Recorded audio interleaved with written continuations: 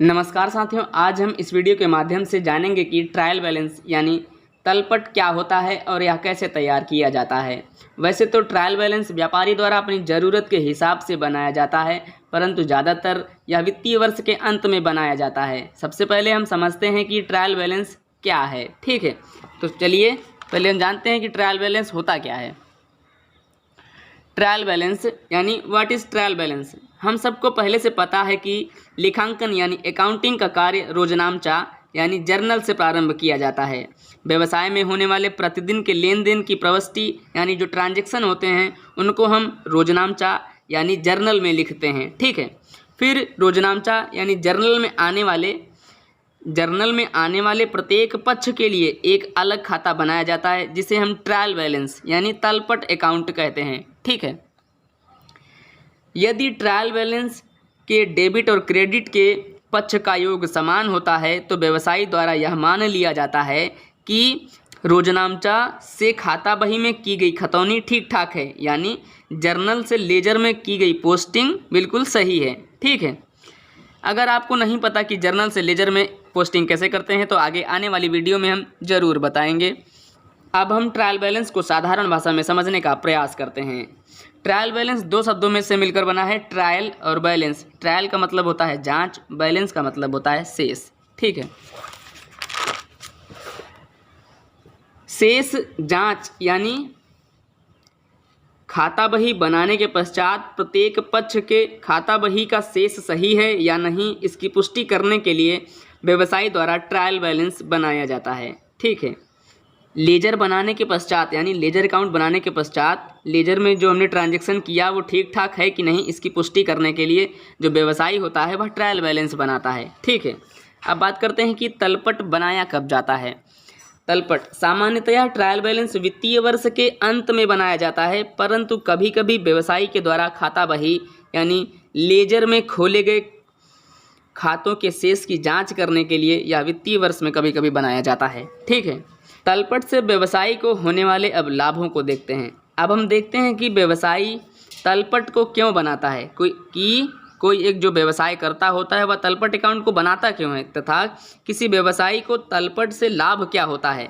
तलपट तैयार करने से किसी व्यवसायी को यह आसानी से ज्ञात हो जाता है कि उसके द्वारा जर्नल से लेजर में की गई पोस्टिंग बिल्कुल ठीक ठाक है। ठीक है, दूसरा, तलपट अंतिम खाते का आधार होता है, यानी व्यवसायी इसके माध्यम से trading account, profit and loss account और बैलेंस शीट बनाने में व्यवसायी को जो है सहायता मिलती है इसके द्वारा। तीसरा, ट्रायल बैलेंस के माध्यम से एक व्यवसायी व्यवसाय में होने वाले आय और व्यय को आसानी से ज्ञात कर सकता है।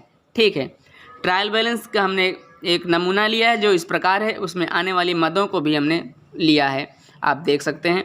सबसे पहले यानी तलपट का प्रारूप यानी ट्रायल बैलेंस लिखेंगे, यहाँ डेट लिखेंगे, फिर पार्टिकुलर, फिर LF, debit amount, credit amount. ठीक है, डेबिट अमाउंट में आने वाली जो मदें होती हैं वो इस प्रकार हैं। समस्त संपत्तियां जैसे ओपनिंग स्टॉक यानी प्रारंभिक माल, कैश बैलेंस यानी रोकड़ शेष, बैंक बैलेंस यानी बैंक शेष, फर्नीचर आता है।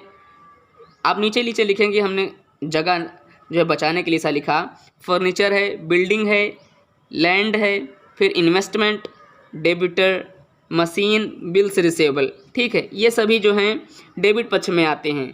इसके बाद कमिंग गुड्स यानी आने वाली जो वस्तुएं होती हैं जैसे परचेज, क्रय और सेल्स रिटर्न यानी क्रय वापसी, ये जो हैं सब डेबिट में लिखी जाती हैं। इसके बाद तीसरा है यानी सी, एक्सपेंसेस लॉसेस आर डेबिट, यानी तलपट में जो है एक्सपेंस और लॉस जो होते हैं, खर्च और हानियाँ, उनको भी डेबिट में लिखा जाता है। जैसे रेंट किराया, इंटरेस्ट ब्याज, सैलरी यानी वेतन, रेंट को लिखते हैं, इंटरेस्ट, सैलरी को भी, वेजेस आती हैं इसी में, डिस्काउंट अलाउड को भी लिखते हैं, है ना, ड्राइंग यानी आहरण को भी लिखा जाता है, इंश्योरेंस यानी बीमा को भी इसी में लिखा जाता है।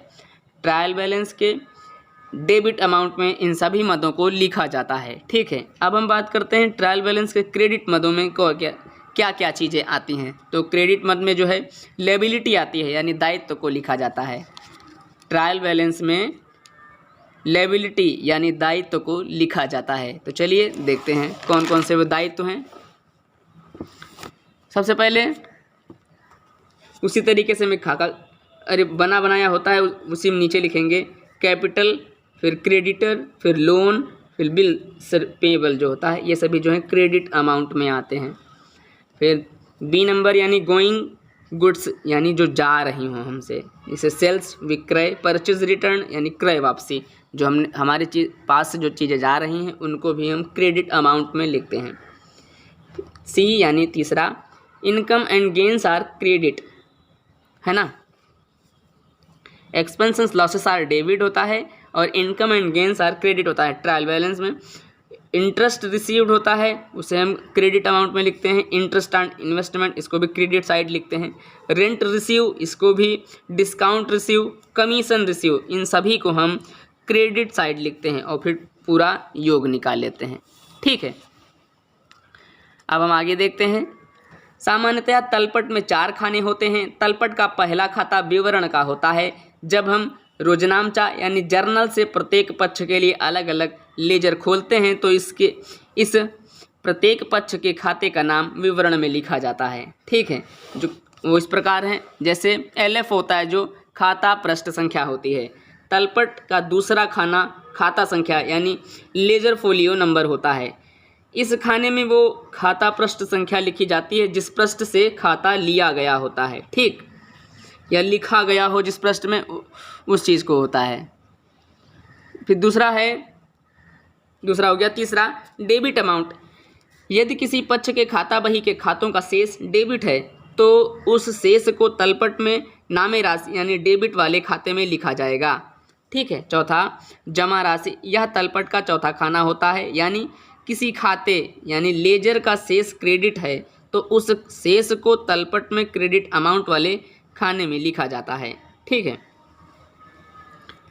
तलपट में डेबिट पक्ष में कौन सी मदें आएंगी तथा क्रेडिट पक्ष में कौन सी मदें आएंगी, इन पर हमने अब बात कर ली है। ठीक है, इसमें एक बात ध्यान रखना कि ट्रायल बैलेंस को बनाते समय उसमें क्लोजिंग बैलेंस को शामिल नहीं किया जाता है। ठीक है, आज के लिए इतना ही, धन्यवाद।